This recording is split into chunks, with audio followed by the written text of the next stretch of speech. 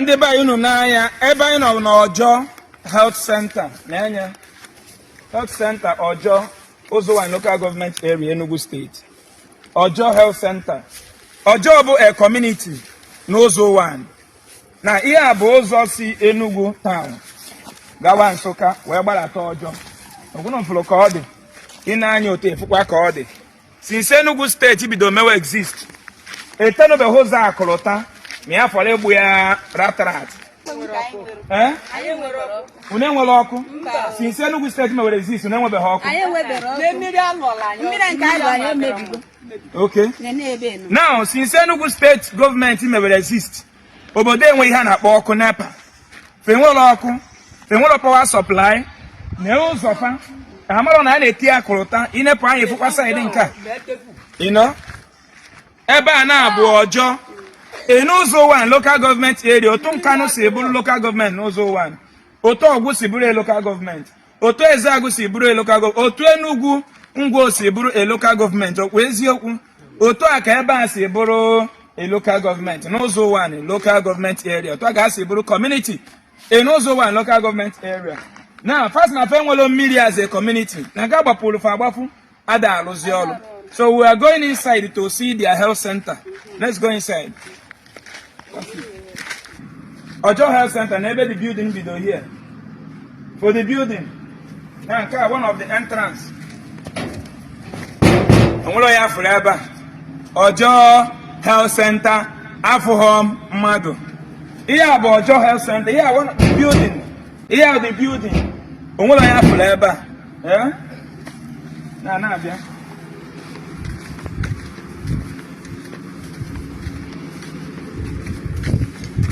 Here of the second building, akpọchiri. Second door, emere mkpọchi the second door. Now, ọ bụrụ na enwe emergency, onye chọrọ ịmụ nwa kịta, ebute ya na Ọjọọ Health Center, no nurse, no medical practitioner, no staff. Ebe a dị empty, no fence. Very primitive. Although the nke dị ka boys quarter. Ọjọọ Health Center. Nna na-azụkị nweta ọfụma. Go back. Go back. Ọjọọ Health Center. Ọjọọ gịnị? Health Center. Nna, turn on camera ji nweta ya. Ọ bụ 2 doors. First door and second door. Mmadụ anọghị ya. Enwere onye nọ here. So here na Enugu State Government biko ọ bụ na enwere staff here. They should provide staff here. Ọgwa na the staff kpọchiri ebe a nwa jewala onwe ya, which means they have enough staff and that staff should be questioned. Iyotago? This is Ọjọọ Health Center. Ọjọọ Health Center. Ọjọọ Health Center. No fence. No security. Ọjọọ Health Center. Kedu ebe ndị health center na-arụ ebe anọ? Okay, bịa, nne daalụ. Ka eke ime? Ka nọ n'Igbo onye Ọjọọ? Ka village gị na Ọjọọ? Mma Asaba. Na ọ ihe ahụ health center unu? Ebee ka ndị na-etriti zụ n'ebe anọ? Ọ na-afụrọ ha? Mbosi one?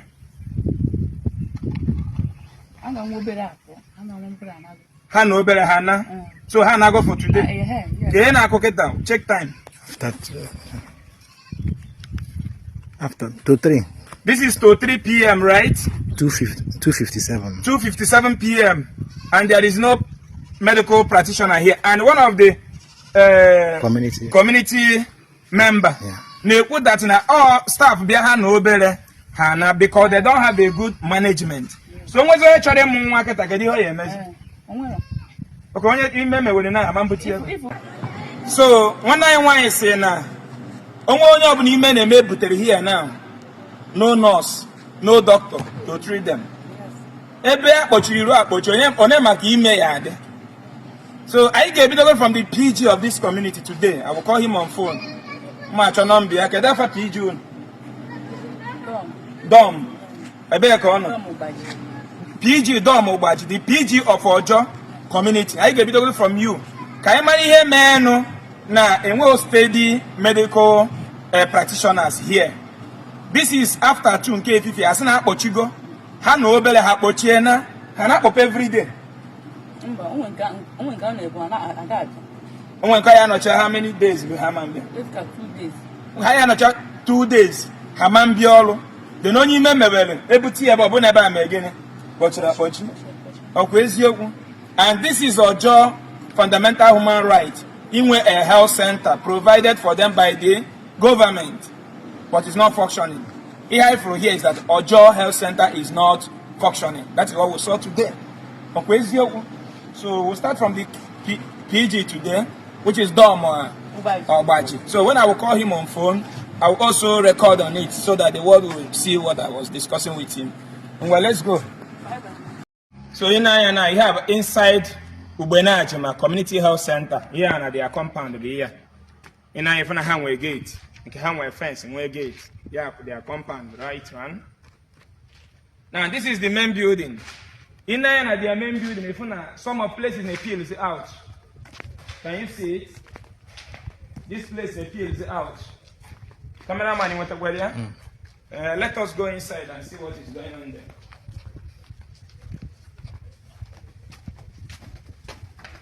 No. Now, this is the inside of Ubenachema Community Health Center. Now, you know the roof. Uburo ties. Now,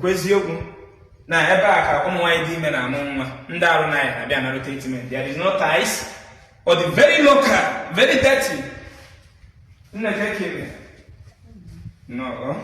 The word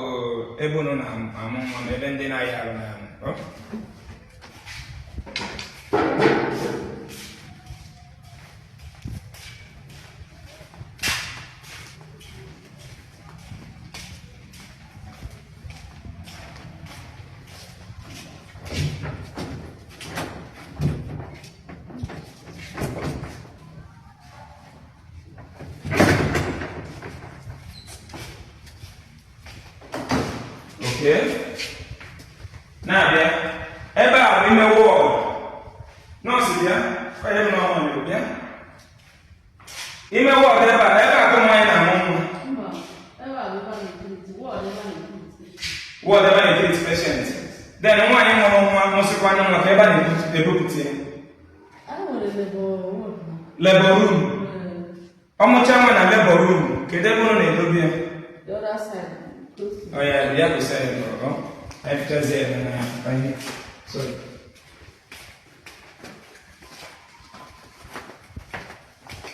Yeah, now no ties. Nothing, everywhere. See the environment. Okay, now. Yeah, bed. See how the bed is dirty? Can you capture the bed very well? Ebane do wende mulungu ndi nne mulungu as munye governor monwa keta His Excellency Peter Mba munye amanye monwa no so wane kitaba aka ye dobie munye local government chairman monwa our house of rep munye monwa our house of assemblies ndi na represent so one na senate munye ha monwa no gbenaj man eba ye do se munye fa after delivery. Now come. Now this is Iheja monwa. Okay? Listen to when Eja will construct. The other one I for Nairobi just carpenter, Roria. Well, where's you? Now, this is the bed and the double one and the other show you. Now, all of mine have a one, my go for bed here. A day I do the zone of different feet in a what I do there. Why not? I should not have never occupied this bed. Can you what I do? This place is for them. Now, now, this is 1 bed, 2 bed. I want to them on you roll 4 or 5. Eh? Then I should have them on 4 or 5. Najima. One of the biggest community in Enugu Enugu State Government the Wenodon and Iceland. Our right must get to us. As a community, as people who exist under a local government in Enugu State, as in those who are. Now, all our channel will be I do one. If we have this 1, 2, 9, 3, 4, 5. Eba I do one. Very was it an area.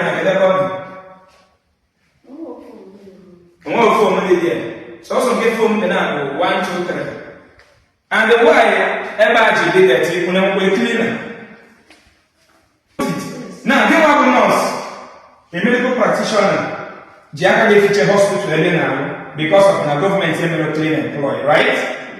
Now when I my health center we clean and feature. He watches decided why the Jackie and feature bed because not the bed which I will get. Now if you do about a room 9 right now. In Afia, a wait for them, we go only in Ayaka. Only to Banaj in my house and oxygen. You use it now. When you want ambulance in case of emergency. When you want ambulance. Now, nurses again. Now, nurses will not be so many here by me. Which means the typical example, cameraman will tell you. Here, many here, which means now I'm not going on a hospital ever, million. So, now, soon I'll be also maybe 3 beds. How many can bear that? 1, 2, 3, right? But them now be also maybe 3 beds are now here. To support Ubenajin Health Center. And now the leaders of Enugu State, the local government representing this community, the House of Rep, the House of Assembly, His Excellency Governor Peter Mba, in the December, he have our rights and then, go have this community health in the area, as I have that only go and the two because we are going to dig out. I want to say that they will take the allocation, we'll cry to the federal government. I want to state that they will take how we see with they will cry to the state government. All by the hand they will see and no money in the area, and the kill the area. Yeah, signboard, right? We will not go in China. Ụfọdụ na-agbafe ha mama no health center. So I get provide a new signboard.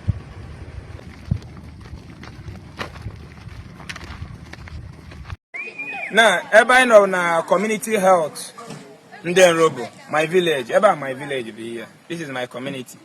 Now, here are the health center in Robo Community Health Center. My village. Now, friends are there. Ebe mo wa idi me na amunwa. Enwe onye nwere accident ebuti ebe kwesi nye first aid treatment go do before ejewe maybe town ma chọwa na another local government maka my own local government so na enwe any hospital enwe any government hospital na my local government na here our health center no offense why you dey merge ma and me expect ka dem nwa here na there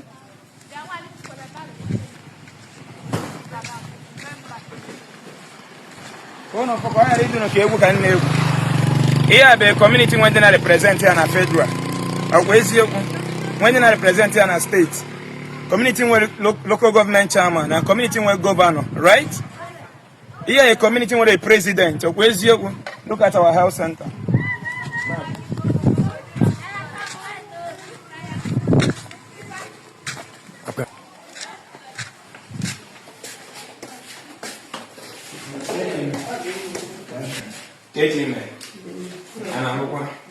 Now, this healthcare man and robo buy so 3 bed for here. Or only this 3 bed only one here for under our mandatory. Yes, I'm in labor ward. But in car for what? Even I made the mother admit. But that one from my labor ward of this one. Labor ward of this one. Yeah, Manoya much as the other 15 ward. Which is this place now? Maybe labor ward here. You see, 1 bed, 1 table. If you are, the table I know come on in action. Here na serve as a delivery couch, right?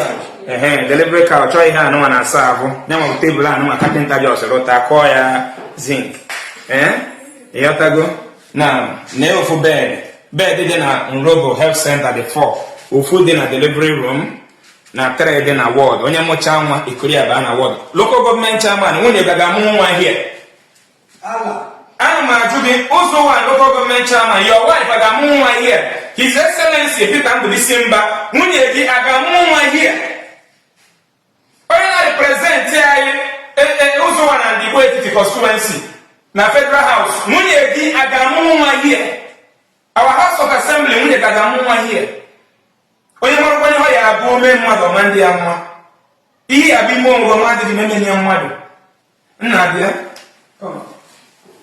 na another thing I chọrọ ịjụ gị nne m bụ ọ na-enwe ihe dịka ambulance in case of emergency No, sir. nothing like ambulance in case of emergency na kedu ihe kọrọ unu here kedu ihe unu na-lack here Power supply. 1 Ambulance. 2 Beds. 3 Even trolley. 4 In fact, many things are lagging behind. Even everything but the agencies that they will see to it. Even our collapse fence have written to the government and even the video it. But they say they will come, they will see to it. That is the promise. I don't know, we are still waiting. Okay, they promise that they will come and they will see to it. And we are calling them to come. Because someone so na taben which means you may be able to and when anybody represent in the government house money here, which means nothing at the canoma. You call them animal, but we have come to say no, they are human beings and we'll fight for them. We will fight for them. And when another place it was Ejime war, it was ETA bed, or born able to bed apart from this place. No, it will 2 other rooms for the staffs. 2 other Okay. Okay. Okay. For the staffs. Okay. So, if I'm not Enugu State Government in the beginning, they need to do something. More I donate 2 beds. 2 plastic beds, new brown one. May donate them. Only them get able to in no distance time. I know Enugu State Government, please. Ona no one in him compound far in fence. Ambulance are in case of emergency. Ward are the house of 3 beds came whenever no food ever na we need oxygen. No. Now there is no oxygen here. In a health center, there is no oxygen. Now how do you want to save life? When you go to Peter Mbana, media, no be no ever acquire no. When you local government chairman, media no be no never no. When you House of Rep and represent na federal, never local government chairman, never why are we being treated like this? So thank you very much. Let's end the video. Now, in Ebabu, another big community, one of the biggest community in Well, also one of among, now also one local government area. After this community, Ebabu will up to tax something villages, make it up one community. Head their name. If I have Abbey. Now, here Primary Health Center, also a local government area. Abbey, Primary Health Center, right? Now, here Health Center and Abbey. Non-Ozo one. This is the road that leads to this Abbey. I tell you, I'm out there, man, Akrota. Since in name Abbey, how many have Krota? Now, look at our health center. Look at our community health center. Abbey, Community Health Center. Ebo mwa idime. Na mwa fence adelia. Staff in Aluaba, Undo had at risk. There is no security for them. There is no fence. So in Aluaba now they sleep here at night, and there is no fence to protect them. Eba kumwa ya idime na mwa idime jima. Eba now a whole community all over something village here our health center. Eba we local government chairman no represent also one. I went in on a federal house and represent this community. anyị nwere gọvanọ na-represent this community n'ụzọ one. Anyị nwere House of Assemblies na-represent this community. Anyị nwezi senator nọ na Abuja na-represent ndị bi ebe a. Over something villages that make up this community. This is their primary health center. Ebe dị ndị ime na mụnwa.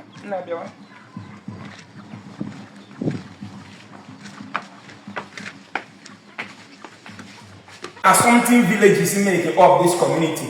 Ndị bi ebe a bụ almost one state ka ha bụ. Na their community health center. Ebe ha na mụnwa. N'ebe ha nwere one nke enweghị phone. Na-eme ya nke enweghị phone. Ọbọkwa na-enwere government hospital dị n'ụzọ one. Before isi ebe a ruo ebe ga-amụ nwa na Nsụka, ị ga-agba more than 1 hour 30 minutes because n'ụzọ adịghị mma. Now, need their second bed, need their third bed. You can't have a machine and have all the dust. And this place now looks like a heavy cleaner. And they're dirty everywhere. On the floor, everywhere is dirty. Everywhere is dirty. Now, here now, Bambi Community Health Center. I went out, Poku, Chukwuoki Ganajane, Owanine. How many in Africa, baby? I'm a local government chairman and I represent Uzowan. And with federal allocation for health center in every community. I'm going to represent Uzowan in Igbo constituency, na Abuja, na federal house. Our allocation no. Governor Peter Mba, His Excellency, get that location places in a state, get to the health center. Kede bono. Mwe to Peter Mba, our governor. Munye gidime, igewe komo weba. Local government chairman of Uzowan, munye gidime, igewe komo here. When you represent Uzowan and Igbo constituency in a federal house, munye gidime, igewe komo here. This is wickedness. And that's more opportunity now. Enugu State Government. Bien the dossier. Abbey Health Center, Beacon, and we go here. Can we get oxygen here? When a nice bed here? When ambulance here for emergency? When staffs? When cleaner? When security? Fence around the house. This place need to be fenced. Everybody need to be fenced. Now, if for how we can, and then I represent in a government today. A whole community to everyone with bed they talk. Everyone among na ya na bo ebe nwa ga nọrọ nwa Delivery couch. Delivery couch. Carpenter just called osisi were leda nwanya. Na nke a bụ bed. Enwe nwa nwere ike nọ n'ọmụcha nwa zugodi ike. Na ọ bụrụ na nwanya akịta mmụọ nwa, onwe ka o su enwe difficult na breathing. There is no oxygen here to support that life. There is no ambulance here to move that woman to a government hospital in other local government in Enugu because our own Uzowan does not have a hospital. And people are in the government representing us. And we are dying. So I now about the government of Enugu State to answer us. Our health center needs to be equipped. A community more over something village, more only 3 beds. Or fufu ma de one so a book a phone more than here. And the delivery table, and car delivery couch, car delivery table. You know, food this iron bed, the pocket.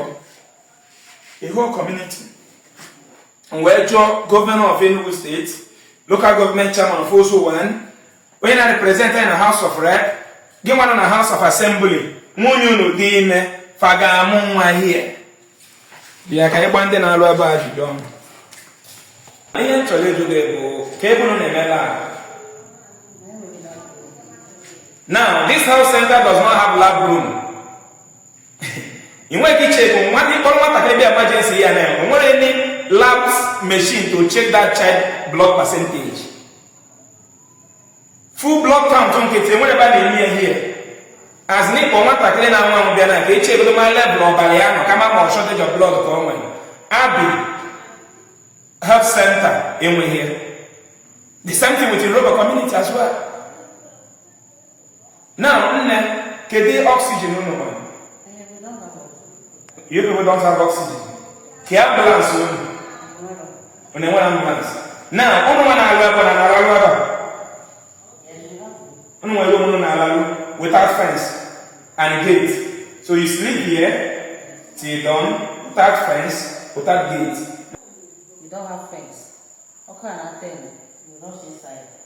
The car doesn't have around there. No solar, no single solar here. So we are just managing it with risk. Thank you. Also, we are just managing it with risky, and that is what we are. Like, now, can you need because that will assist you people? Okay. First, I need oxygen. Oxygen, okay. Because I need weight challenges through labor. Okay. 2, I need the fence. Okay. Because sometimes I have challenges. You don't matter but yes, I ever. Okay. It was night. I cry. I can also. I need the fence. Also solar. Or in case if I need the fence, I won't have I have to go to another. So all those things I get in the test. You line in referring. So I need the test ever malaria. Malaria case. Nothing else. All those syphilis which I use at the way. So I need everything straight. Yeah? Nene mama nebe ha na analo treatment onye alo ya ba kita mama nwe ya lab ebe a onda mutalo ikumo okorobịa no mabobia na onda abi okwa eziokwu onda bụ ndị nne muta governors muta senators muta house of rep mana nende mama unu no rapo na village na ka fadi na ebe a na treat fa the highest wickedness in fugo no wa bụ na Africa. So I na your government of Enugu State kunu cheta abi community. Ebe and over something villages that make up one community. And look at their primary health center. No fence. No fence.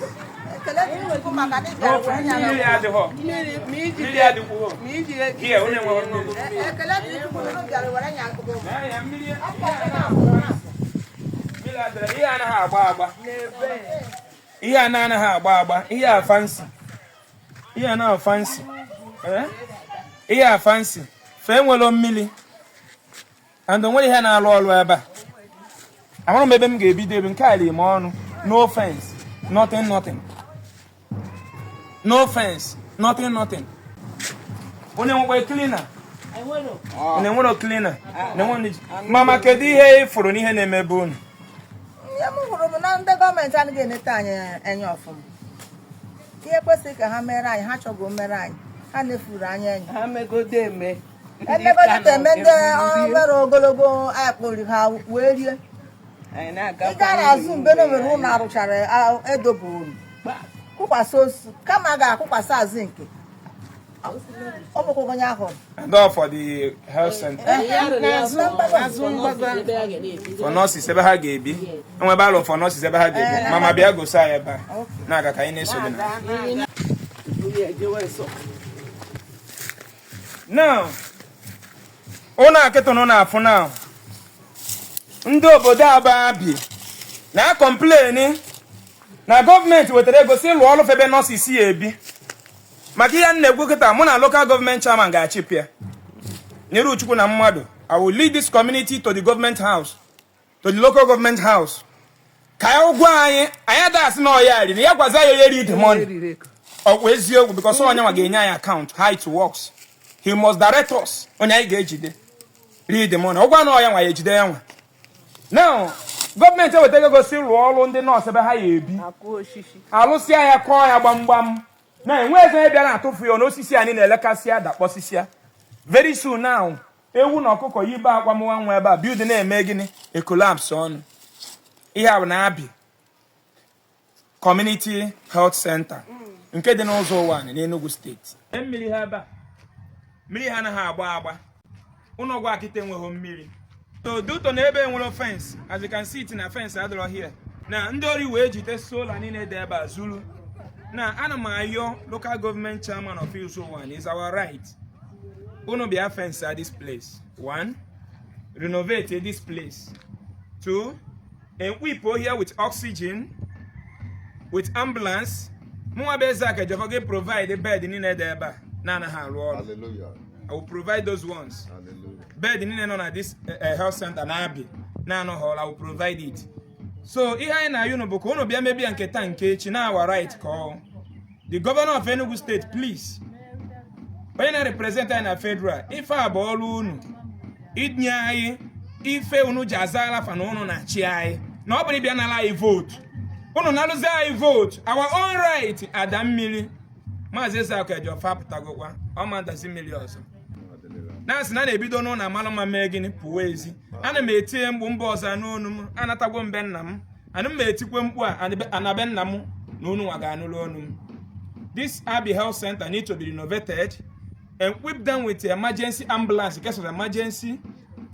Make sure that na mmiri na ebe a na-arụ ọrụ, give them a functioning water, and as well provide them what it takes to live as a hospital and give them a fence.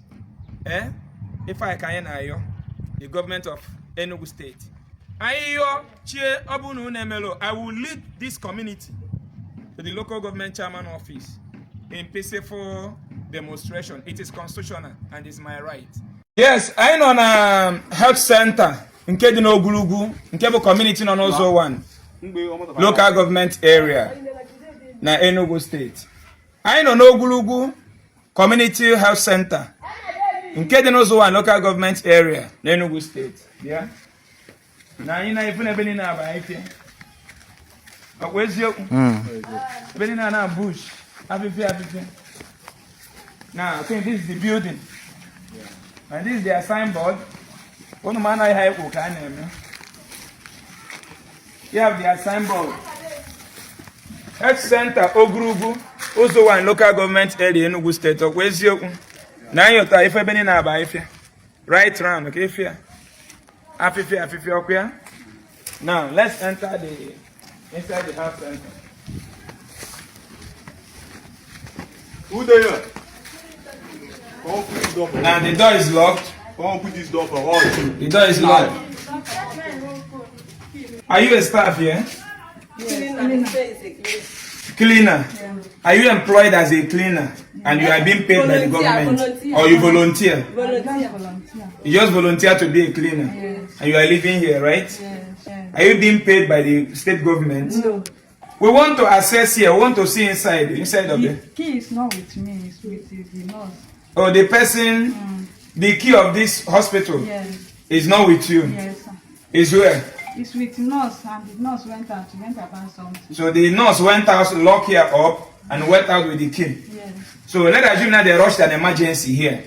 There will be nowhere for the patient to be treated, right? That is the answer, right? So this is Ogulugu Health Center. Nke also one. Kono fiye neme na Nigeria and Africa. This is hospital. This is health center where our women put to bed. Eba ya balo ya mada as well. Now we are here, and it happened that neba bochira bochi. Now this place bochira bochi. And the nurses are nowhere to be found. Now oyenka neighbors neabo a volunteer cleaner. Now just now Roro be a better money be able, right? Yes. Be here. Now the management here is not active. Yes, sir. We will start from the PG of the community. We'll put a call. And also those who are managing here, if it happen to involve police, we'll involve police to make sure that the whole health facilities, the whole health centers in Ozowan is active, open 24 hours. 24 hours. So I remember Mathias Ezeaku Ejiofor, and the nurses are being employed here to save life, but they locked the hostel up and they went out with the key. They went out with the key. They went out with the key. They went out with the key. Lock a health center, a government property up. Lock it up. Then you move out with the key. When we blame the government as well, blame the citizen. Some of us the citizen. Some of us the citizen are worse than the government.